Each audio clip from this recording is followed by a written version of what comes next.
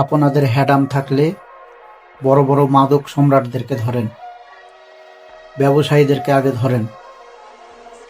আমাদের এলাকায়, সমাজে, বিভিন্ন জায়গায়, রাজশাহী সিটির ভিতরে, সিটির বাইরে, প্রত্যেকটা ওয়ার্ডে বিভিন্ন জায়গাতে মাদক স্পট আছে।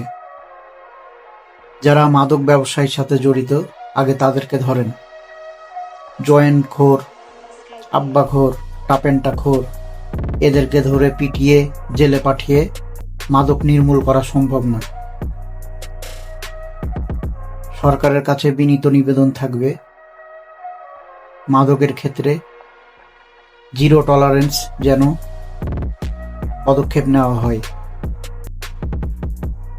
আর যারা মাদকসেবী আছে তাদেরকে চিকিৎসার আওতায় আনা হোক। আর যারা বড় বড় ব্যবসায়ী আছে তাদেরকে অবশ্যই আইনের আওতায় আনা হোক। তাছাড়া মাদক নির্মূল করা সম্ভব না।